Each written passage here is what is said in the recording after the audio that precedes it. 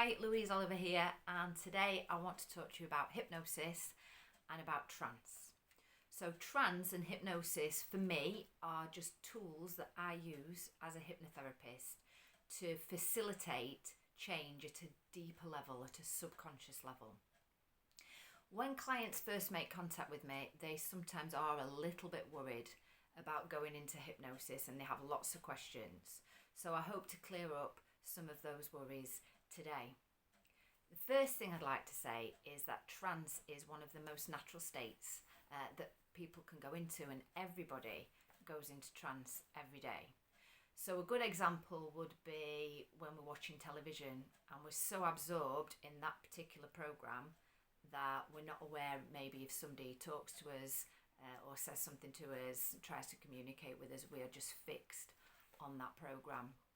Another example would be when we are so absorbed in our thinking that we drive from A to B and we get to B and we're not quite sure how we got there. We can't remember the journey because we've been glazed over with being in that state of trance. So it's very natural, and when a client comes to me, partway through the session at some point we will use some hypnosis usually. And I just ask the client to make themselves comfortable in the chair. And sooner or later, they will be gently closing their eyes, often listening to some music. And then I will use my voice to guide that client into a deep sense of relaxation. Now, at any point, that client could get up and walk off. I'm not controlling them.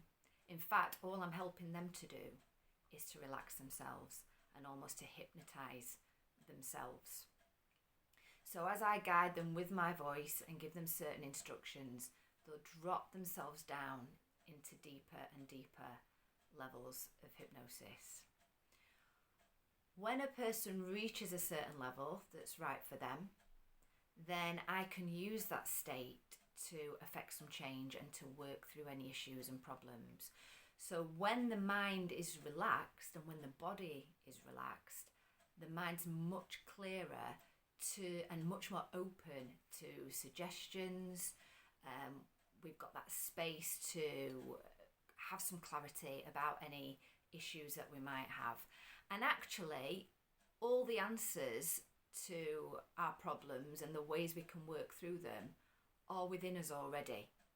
And through hypnosis, we're much more able to connect with those answers and to connect with that inner knowledge, that inner understanding, and that inner wisdom. Now, when people talk about hypnosis afterwards, I ask them how that felt. It's different for everybody, but some common traits are it felt really calm, it felt really peaceful. Physical sensations might be things like, oh, my body felt warm, or my arms and legs felt really heavy or light. There was a pleasant sense of numbness or tingling or warmth. And all those positive signs show that that person has been relaxed.